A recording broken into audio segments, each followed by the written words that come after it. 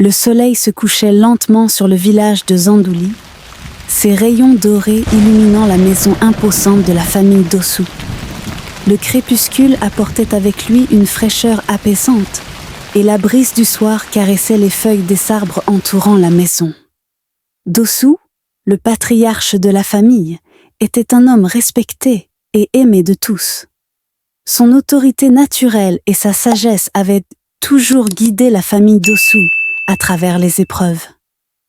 Il était assis sur la véranda, ses yeux fatigués mais remplis de bienveillance scrutant l'horizon. À ses côtés, sa femme Akosua et leurs 2 fils, Kojo et Maouli, étaient réunis autour de lui. Dossou dit, avec une voix empreinte de tendresse, « Mes fils, la terre que nous possédons est un héritage précieux. Elle a été transmise par nos ancêtres, et il est de notre devoir de la préserver pour les générations futures. » Kojo, l'aîné des fils, acquiesça, conscient de la responsabilité qui pesait sur ses épaules. Il était un homme sérieux, respecté dans le village pour sa diligence et son intégrité. Maouli, le cadet, fit un signe de tête moins assuré, ses pensées ailleurs. Il avait toujours été un peu moins impliqué dans les affaires de la famille et semblait distrait par d'autres préoccupations. La conversation fut interrompue par l'entrée de Kwaku, le fils de Kojo, qui courut vers son grand-père avec enthousiasme. Dossou le prit dans ses bras, un sourire chaleureux illuminant son visage. Dossou dit avec fierté, « Kwaku, mon petit-fils, viens me raconter comment s'est passée ta journée. » Kwaku, tout excité, commença à décrire en détail ses aventures de la journée, et Dossou l'écouta attentivement, ses yeux pétillants de joie.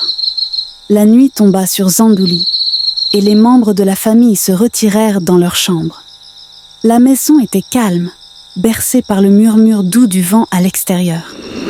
Mais cette tranquillité fut bientôt perturbée par des événements tragiques. Le lendemain matin, le village fut secoué par la nouvelle du décès soudain de Dossou. Il avait été retrouvé dans son lit, une expression paisible sur le visage, mais avec une mystérieuse teinte violette sur la peau. Kojo, profondément attristé, rassembla la famille pour discuter de l'héritage laissé par leur père. Maouli, toujours un peu distrait, écouta avec moins d'attention. Kojo dit avec détermination, « Nous devons honorer les dernières volontés de notre père et nous assurer que ses biens sont correctement répartis. » Maouli répondit distraitement, « Oui, bien sûr, Kojo. Faisons ce qu'il faut. » Quelques jours plus tard, alors que la famille était encore en deuil, Kwaku tomba malade. Ses symptômes étaient inquiétants, et malgré les efforts des guérisseurs du village, sa santé se détériorait rapidement. Kojo, désemparé, demanda à Maouli, « Maouli, que penses-tu qu'il se passe avec Kwaku ?» Maouli, avec un regard préoccupé, répondit, « Je ne suis pas sûr, mais cela semble très grave. Nous devons agir rapidement. » Les jours passèrent, et Kwaku, malgré les traitements, s'éteignit tragiquement. La douleur de la perte fut encore amplifiée par les rumeurs croissantes dans le village concernant un possible empoisonnement. Les murmures de suspicion se répandirent parmi les villageois, et une tension palpable s'installa au sein de la famille Dossou. Kojo, accablé par la perte de son fils et la suspicion qui pesait sur sa famille, se retrouva de plus en plus isolé. Les regards accusateurs des villageois, couplés avec son propre doute, le conduisirent à une profonde détresse. Un soir, Kojo, confronté par ses propres pensées, se tourna vers Maouli. Ils étaient seuls dans le salon familial, et le silence était lourd. Kojo dit avec une voix faible, « Maouli, il y a quelque chose que je dois savoir. As-tu quelque chose à voir avec tout cela ?» Maouli, pris au dépourvu, se tourna brusquement vers son frère, son visage se contractant sous la pression de la question. Maouli répondit avec colère. « Comment oses-tu m'accuser, Kojo ? N'avons-nous pas déjà assez souffert ?» Kojo, malgré sa faiblesse, soutint le regard de son frère, cherchant une réponse dans ses yeux. Kojo dit avec une intensité croissante. « Je sens que quelque chose cloche, Maouli. Depuis la mort de père, tu n'as cessé de t'éloigner. Et maintenant, Kwaku, je t'en prie, dis-moi la vérité. » Le visage de Maouli se durcit. La tension accumulée explosa, alors qu'il ne pouvait plus contenir sa colère et son ressentiment. Maouli dit avec une rage contenue. « La vérité, Kojo ? La vérité, c'est que tu m'as toujours tout pris. L'amour de père, les terres, la maison. Et maintenant, tu veux encore m'accuser ?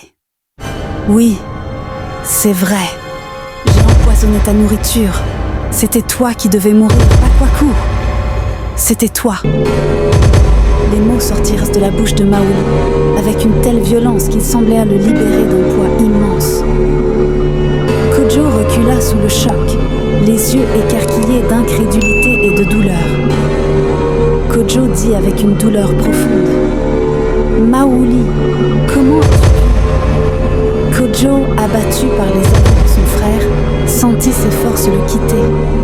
Mais avant qu'il ne puisse dire quoi que ce soit, Maouli, en proie à une folie dévorante, se jeta sur lui, un couteau à la main. Le temps sembla se ralentir alors que les deux frères luttaient pour le contrôle de l'arme. Maouli dit avec une détermination effrayante.